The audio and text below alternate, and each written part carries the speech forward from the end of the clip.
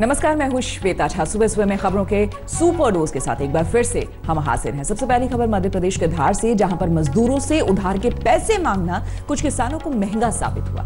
पैसे मांगने गए किसानों को मजदूरों ने बच्चा चोर बताकर पीटना शुरू कर दिया। इसके बाद गांव वालों की भीड़ ने भी किसानों के साथ जानवरों जैसा सलूक किया।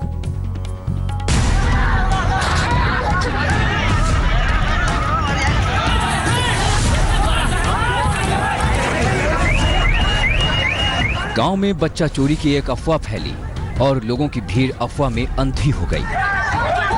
बेकाबू भीड़ ने न कुछ जाना न कुछ समझा, बस गिद्ध की तरह कुछ लोगों पर टूट पड़ी और उसके बाद जो कुछ हुआ वो आपके सामने है।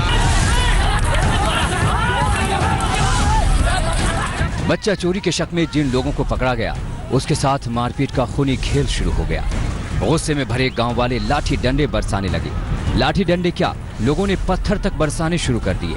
बेरहमी से मारपीट में लोग लहूलुहान तक हो गए, लेकिन गांव वालों के सिर पर जैसे उन्हें जान से मारने का जुनून सवार था।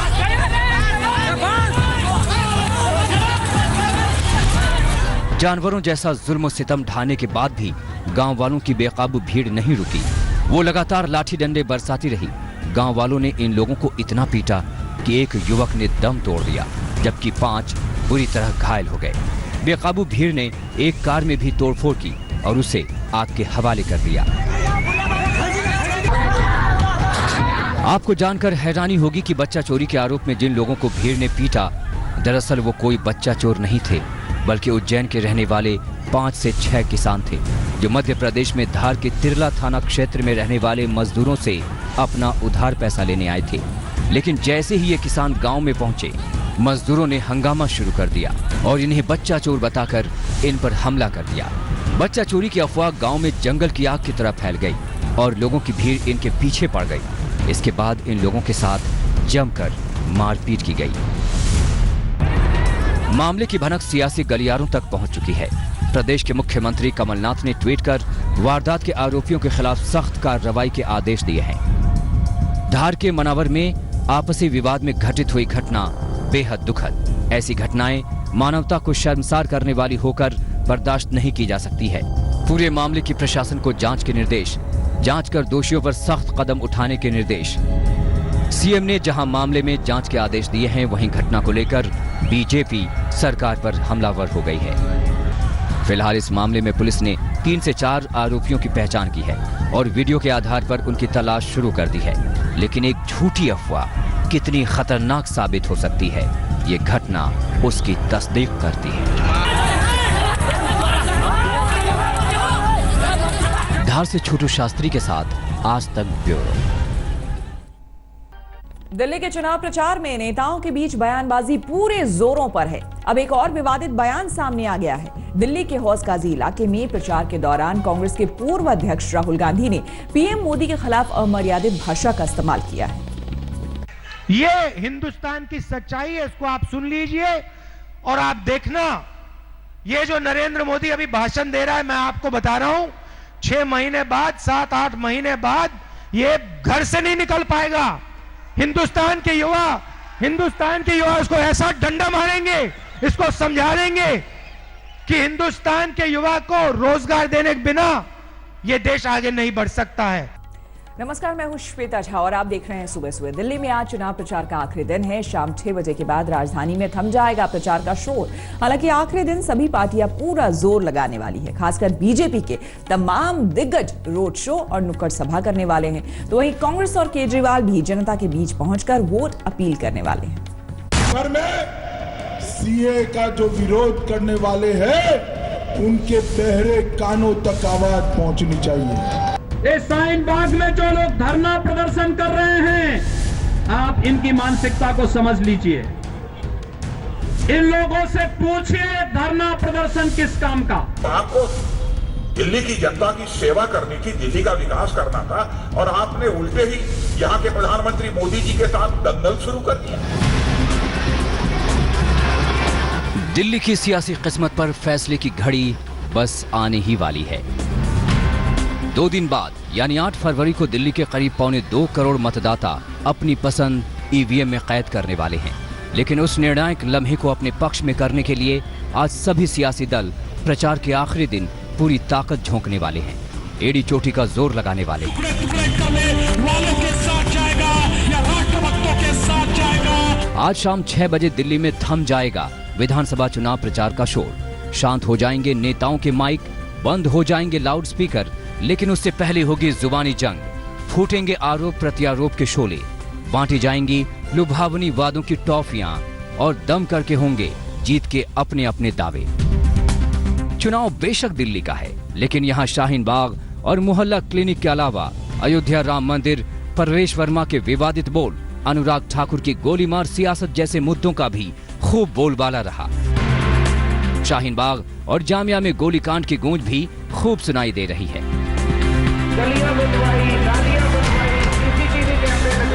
आखिरी दिन बीजेपी ने चुनाव प्रचार की जबरदस्त तैयारी की है। आज दिल्ली की सड़कों पर गृह मंत्री अमित शाह भी दिखेंगे, बीजेपी अध्यक्ष जेपी नड्डा भी चलेंगे। इनके अलावा केंद्र के तमाम मंत्रियों और दूसरे बीजेपी शासित राज्यों के मुख्यमंत्री भी दिल्ली में कैंपेन के आखिरी दिन वोटरों से वोट की दरख्वास्त करेंगे।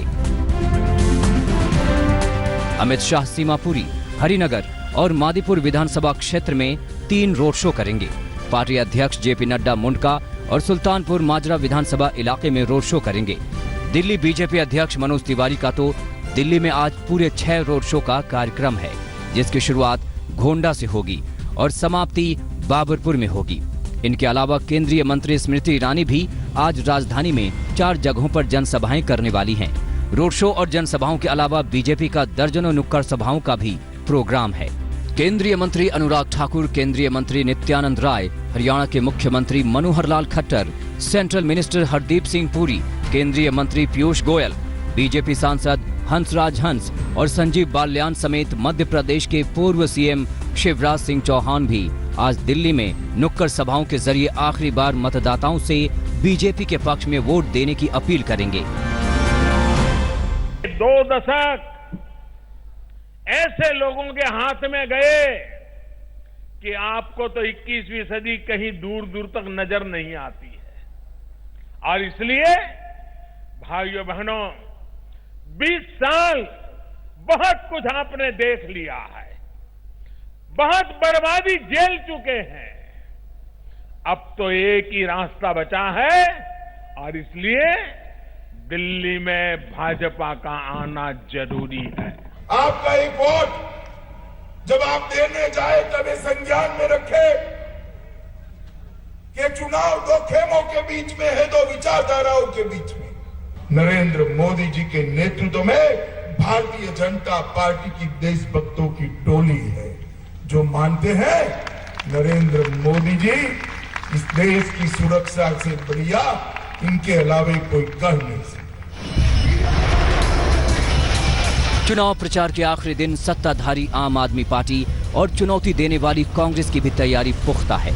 मुख्यमंत्री अरविंद केजरीवाल भी शाम 6 बजे तक अपनी सत्ता को बरकरार रखने के लिए मतदाताओं के बीच पहुंचेंगे। सूत्रों के मुताबिक केजरीवाल 1 से ज्यादा जगहों पर रोड शो और जनसभा करेंगे। रोज टीवी में बैठ के ये बीजेपी कांग्रेस वाले कहते हैं केजरीवाल फ्री करता जा रहा, फ्री करता जा रहा, फ्री करता जा रहा। करना चाहिए नहीं करना चाहिए फ्री? इनको बड़ी तकलीफ हो रही है। तो देख लेना, जब वोट डालने जाओ, अगर दूसरी पार्टी को वोट दे दिया तो ये सारा फ्री बंद कर देंगे, फिर भुगत देंगे हम सारे। हालांकि आखिरी दिन कांग्रेस के चुनावी प्रचार का खाका अभी सामने नहीं आया है, लेकिन माना जा रहा है कि पार्टी के कई वरिष्ठ नेता भी वोटरों के बीच कांग्रेस वाली दिल्ली फिर से वापस लाने की अपील करेंगे। मतलब घमासान प्रचंड है। सबको पता है कि मतदाताओं को अपने पक्ष में करने या लुभाने का ये आखिरी मौका होगा, क्योंकि अगली बारी अब सीधे 5 साल के बाद ही आएगी। आज तक ब्यूरो। 88 दिन पहले सुप्रीम कोर्ट ने अयोध्या विवाद पर फैसला सुनाया था। अब सरकार ने उस पर अमल करते हुए राम मंदिर निर्माण के लिए ट्रस्ट बनाने का ऐलान कर दिया। न सिर्फ ऐलान, बल्कि ट्रस्ट के ट्रस्टियों से पर्दा भी उठ गया है। 9 साल तक रामलला का केस लड़ने वाले वकील के परासन को इसका अध्यक्ष बनाया गया है। सुप्रीम कोर्ट के आदेशों के अनुसार एक स्वायत्त ट्रस्ट श्री राम जन्मभूमि तीर्थ क्षेत्र का गठन करने का प्रस्ताव। अयोध्या विवाद पर सुप्रीम कोर्ट के फैसले के 87 दिनों के बाद एक और ऐलान ने राम भक्तों के लिए दूसरी सबसे बड़ी खुशखबरी का पिटारा खोल दिया। कैबिनेट की बैठक में मंजूरी मिलने के बाद खुद प्रधानमंत्री मोदी ने संसद में अयोध्या में राम मंदिर निर्माण के लिए श्री राम जन्मभूमि तीर्थ क्षेत्र ट्रस्ट का ऐलान। ट्रस्टी या सदस्यों वाले श्री राम जन्मभूमि तीर्थ क्षेत्र का मुख्य मकसद भव्य राम मंदिर का निर्माण और उसका रखरखाव होगा। हम आपको पहले ये बता दें कि इस ट्रस्ट के ट्रस्टी आखिर कौन कौन लोग होंगे। 9 साल तक रामलला पक्ष की वकालत करने वाले वरिष्ठ वकील के पराशरन ट्रस्ट के अध्यक्ष होंगे। दूसरा नाम है बद्रीनाथ के ज्योतिष पीठाधीश्वर जगत गुरु शंकराचार्य स्वामी वासुदेवानंद सरस्वती जी महाराज का। तीसरा नाम है जगत गुरु माधवाचार्य स्वामी विश्व प्रसन्न तीर्थ जी महाराज का, जो कर्नाटक के उडुपी के पिजावर मठ के 33वें पीठाधीश्वर हैं। चौथा नाम अखंड आश्रम हरिद्वार के प्रमुख परमानंद जी महाराज का है। पांचवा नाम है पुणे के स्वामी गोविंद देव गिरी जी महाराज का, जो रामायण, गीता, महाभारत और अन्य पौराणिक ग्रंथों का देश विदेश में प्रवचन करते हैं।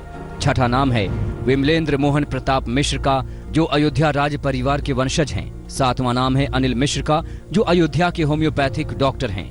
आठवां नाम है पटना के कामेश्वर चौपाल का, जिन्होंने 1989 में राम मंदिर में शिलान्यास की पहली ईंट रखी थी। नवां नाम है निर्मोही अखाड़े के प्रतिनिधि के तौर पर महंत दिनेंद्र दास का। इसके अलावा केंद्र सरकार और उत्तर प्रदेश सरकार एक एक प्रतिनिधि को ट्रस्ट में अपनी ओर से नियुक्त करेंगे, जो हिंदू धर्म मानने वाला होगा और आईएएस अफसर होगा। इनके अलावा 12वां और 13वां ट्रस्टी का चुनाव खुद ट्रस्ट के पहले से चयनित सदस्य करेंगे। 14वां नाम अयोध्या जिले के कलेक्टर का होगा, जो ट्रस्ट के पदेन ट्रस्टी होंगे, जबकि 15वां सदस्य विकास और प्रशासनिक मामलों की कमेटी का चेयरमैन होगा, जिसकी नियुक्ति बोर्ड ऑफ ट्रस्टी करेगा।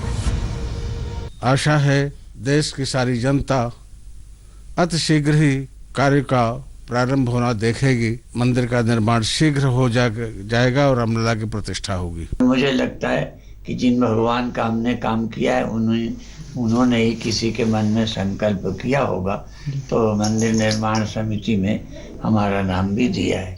बहुत प्रसन्नता की बात है। करोड़ों जो लोग राम से आस्था रखते हैं, उनको बहुत प्रसन्नता हुई है। लोग आनंद में है कि चलो अब राम जन्मभूमि का काम, मंदिर का काम प्रशस्त हो गया। अयोध्या राजा तो जो पहले अयोध्या से राजा ही हैं, तो उनको तो बनाना बहुत उचित काम था और सौभाग्य रहा उनका नाम आ गया। श्री राम जन्मभूमि तीर्थ क्षेत्र ट्रस्ट अयोध्या में करीब 67 एकड़ जमीन पर राम मंदिर निर्माण और उससे जुड़े सभी मामलों पर फैसले लेने के लिए स्वतंत्र होगा। ट्रस्ट को दिल्ली के ग्रेटर कैलाश पार्ट 1 के पते पर ही योगी सरकार ने मस्जिद के लिए भी सुन्नी सेंट्रल वक्फ बोर्ड को अयोध्या के धन्नीपुर गांव में 5 एकड़ जमीन दिए जाने के प्रस्ताव पर मुहर लगा दी। हालांकि संसद में श्री राम जन्मभूमि तीर्थ क्षेत्र ट्रस्ट के निर्माण के ऐलान की टाइमिंग पर सियासी सवालों की भी बौछार हो रही है, लेकिन हम आपको बता दें कि सुप्रीम कोर्ट ने इसके लिए 9 फरवरी तक का वक्त तय किया था। दिल्ली से जितेंद्र बहादुर सिंह और प्रयागराज से कुमार अभिषेक के साथ शिवेंद्र श्रीवास्तव, अयोध्या आज तक। टर्की में आए विनाशकारी एवलांच ने 38 लोगों की जान ले ली। एक के बाद एक आए 2 एवलांच की चपेट में आने से 38 लोगों की जान चली गई।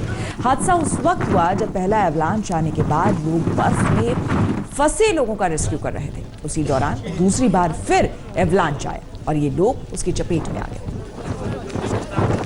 फिलहाल मौके पर राहत और बचाव का काम जारी है। नमस्कार, मैं हूं अंजना ओम कश्यप। हमें उम्मीद है ये वीडियो आपको पसंद आया होगा। लेटेस्ट खबरों के लिए यूं ही देखते रहिए आज तक और इस वीडियो के पसंद आने पर लाइक, शेयर एंड सब्सक्राइब करना ना भूलें।